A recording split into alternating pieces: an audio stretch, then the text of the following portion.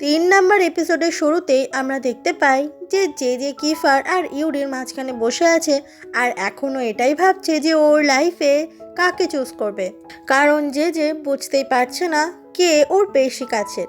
তখন এই ক্লাসে টিচার জেকে অন্যমনস্ক হয়ে দেখে একটা প্রশ্ন জিজ্ঞাসা করে, কিন্তু যে পড়াশোনায় মন না থাকায় সেই প্রশ্নের উত্তর দিতে পারে না। তাই ভর্তি ক্লাসে টিচার জেকে বকাবকি করে আর সেই জন্য জেজের মনটাও খারাপ হয়ে যায়। তখনই ক্লাসটা শেষ হয়ে যায় আর কিফার জেজেকে নিজের কাছে ডাকে। কিফার বলে, চলো আজকে ক্লাস শেষে আমরা ডেটে যাই। এটা শুনে জেজে প্রচণ্ড অবাক হয়ে যায় আর তাড়াতাড়ি করে ওখান থেকে পালিয়ে যেতেই যাবে। তবে ইউরি জেজেকে বলে, তোমার ব্যাগটা আমাকে দাও, আমি নিয়ে যাচ্ছি। জেজে বলে, না না, ব্যাগটা তোমায় নিতে হবে না, এটা মোটেই ভারী নয়। কথাটা বলে যে তাড়াতাড়ি করে ওখান থেকে চলে যায়। ইউরি তখন রাগ রাগ চোখে কিফারের দিকে তাকায়, কারণ ইউরি বুঝতে পেরেছে কিফার এমন কিছু জেজেকে বলেছে যে জন্য জেজে এত তাড়াতাড়ি করে পালিয়ে গেল। এরপরে জেজে বাড়িতে চলে আসে আর দেখতে পায় যে সি ওর রুমে কিছু একটা খুঁজছিল। আসলে সি সেকশন এ রকি নামের যে মেয়েটা রয়েছে তাকে মনে মনে অনেক পছন্দ করে আর রকির সঙ্গে ও আজকে মলে ডেটেও বেরোবে। সেই জন্যই সি অনেক বেশি এক্সাইটেড আর সেই জন্যই জেজের থেকে সাজেশন চাইতে থাকে যে সি আসলে কিভাবে সেজে বেরোবে। কিন্তু সে তো সিকে তেমন পাত্তাই দেয় না।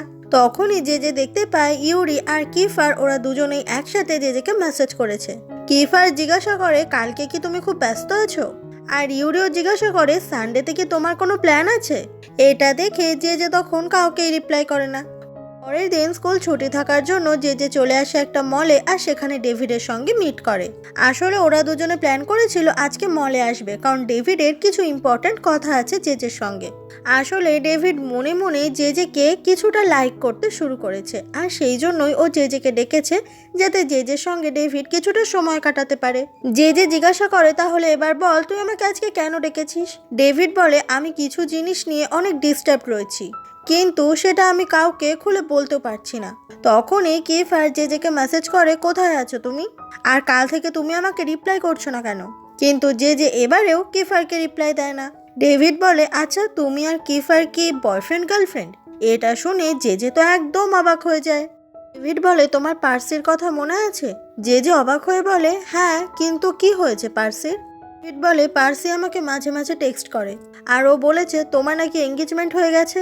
এটা শুনে জেজে ভাবতে থাকে, কারণ এঙ্গেজমেন্টের কথা ও তো স্কুলে কাউকে জানাতে চায় না। জেজে বলে, তুমি প্লিজ আমার হয়ে একবার পার্সির সঙ্গে কন্ট্যাক্ট করতে পারবে? আমি আসলে ওকে ফোন করেছিলাম কিন্তু ফোনে পাইনি।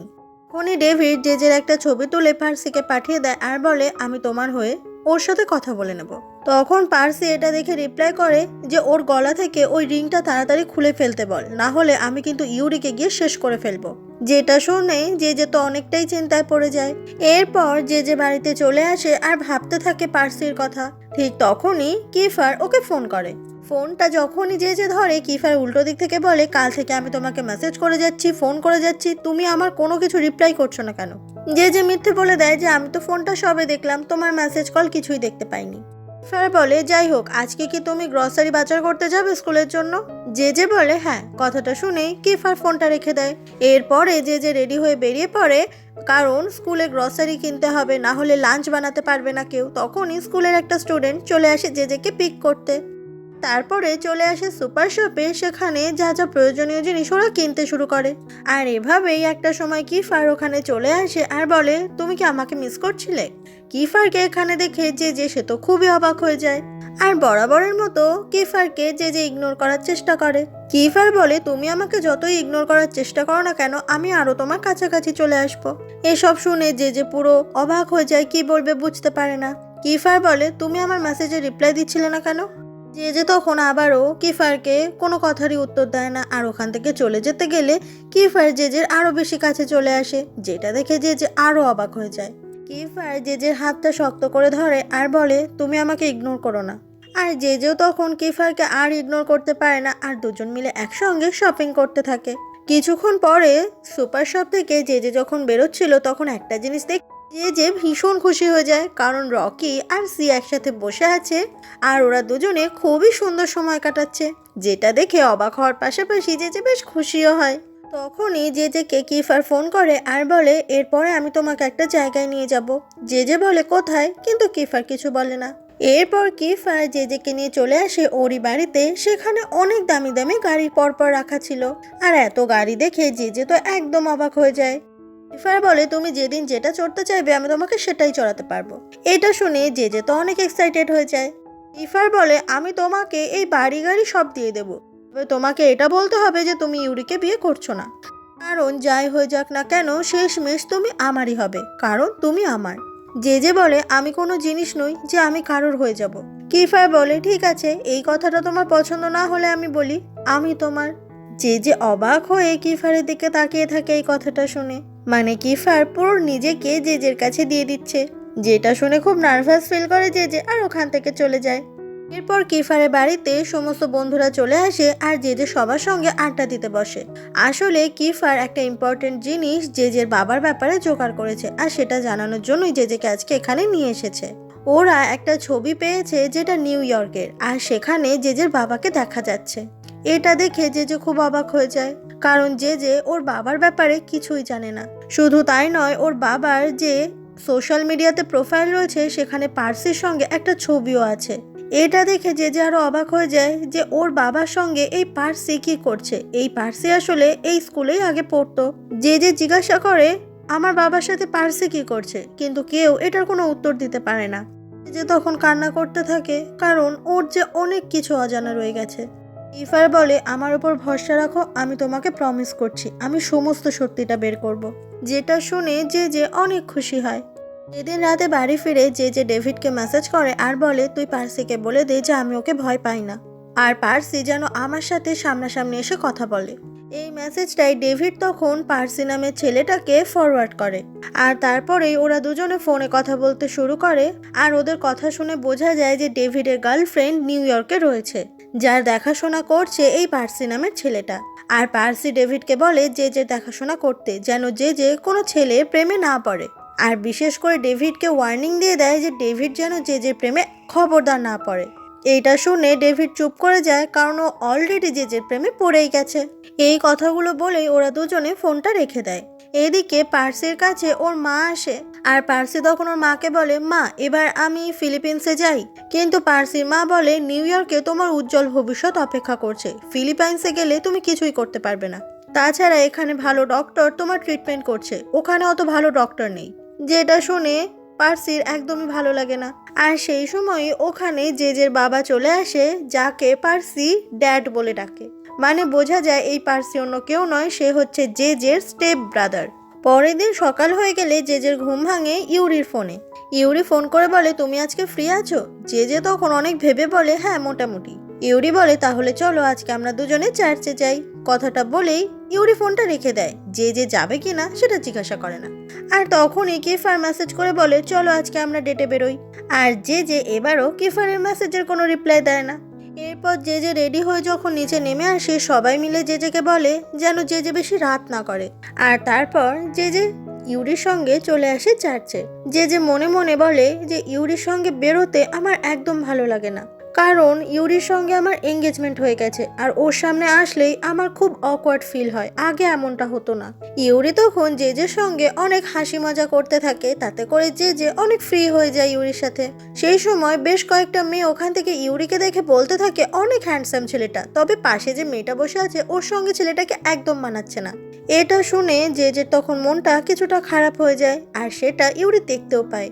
ইউরি বলে, তুমি মন খারাপ করছো কেন? একটা কথা মনে রেখো, আমার কাছে এই পৃথিবীর সব থেকে সুন্দরী মানুষ তুমি। যেটা শুনে জেজে খুব খুশি হয়ে যায়। এরপরে ওরা ঠিক করে যে এখান থেকে বেরিয়ে ওরা কোথায় যাবে। ইউরি বলে, চলো আমার বাড়িতে, কারণ আমার বাড়িটা তুমি আগে কখনো ভালো করে ঘুরে দেখোনি।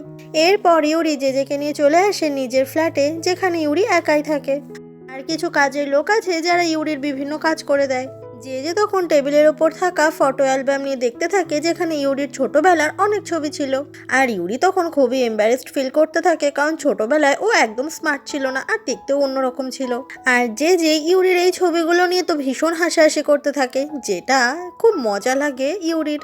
আর তখন এই ছবি দেখতে দেখতে একটা ছবি চলে আসে, যেখানে কিফার, অ্যারিস, ইউরি ওরা সবাই ছিল। যেটা দেখে জেজে খুব অবাক হয়ে যায়, কারণ ওদের মধ্যে ফ্রেন্ডশিপ অনেক ভালো ছিল। কিন্তু কিন্তু ওই যে এলার সঙ্গে কিফারের প্রেম ছিল আর পরে অ্যারিস সেই এলার সঙ্গেই প্রেম করলো, সেই থেকেই ওদের ফ্রেন্ডশিপে ফাটল ধরেছে। আর এটাই ছিল ওদের তোলা শেষ ছবি। এরপরে যে আর ইউরি চলে আসে কিচেনে একসঙ্গে রান্না করবে বলে। আর রান্না করতে করতে ইউরি তখন জেজেকে কিছু জাপানিজ ভাষা শেখাতে থাকে, কারণ ইউরি নিজে জাপানিজ। এইভাবে ইউরি অনেকগুলো জাপানিজ ওয়ার্ড শিখিয়ে দেয় জেজেকে, যেগুলো শিখতে পেরে জেজে তো অনেক মজা হচ্ছিল, কারণ নতুন ভাষা, নতুন নতুন ওয়ার্ড। আর এগুলো বলতে বলতে ইউরি বলে আইস্তেমাস, যেটা শুনে যে অবাক হয়ে ইউরির দিকে তাকায়, কারণ যে জানে আইস্তেমাস মানে আই লাভ ইউ। তো যে তখন এই ওয়ার্ডটা রিপিট করতে পারে না, কোথাও যেন ওর আটকাচ্ছিল ইউরিকে এই কথাটা বলতে।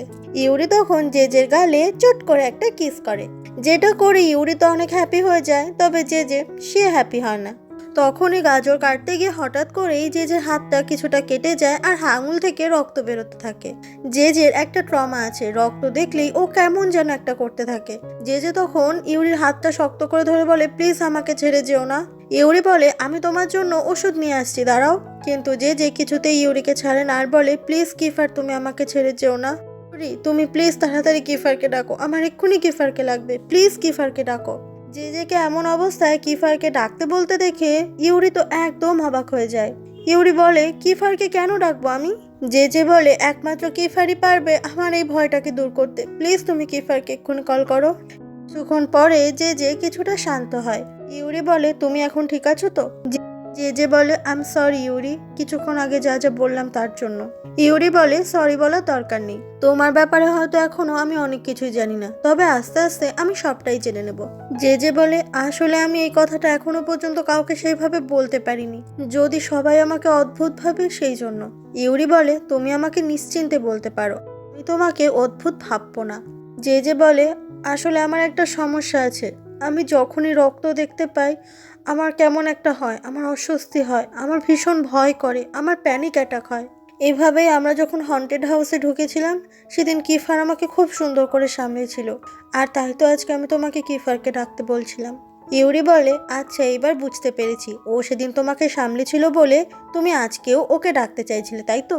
যে তখন চুপ করে থাকে, কারণ ওর কিছু বলার মতো নেই। ইউরি বলে, যে আই লাভ ইউ, আমি তোমাকে ভালোবেসেই যাব, তোমার চাই কিছু হয়ে যাক না কেন। ইউরি জেজের কাঁধে হাত রাখে যাতে জেজে একটু সাহস পায়, আর জেজেকে বলে যে আমি কি তোমাকে কিস করতে পারি? কথাটা বলে ইউরি তখন জেজে ঠোঁটে কিস করে, যেটা দেখে জেজে অনেক অবাক হয়ে যায়, আর ইউরি লজ্জা পেয়ে ওখান থেকে চলে যায়।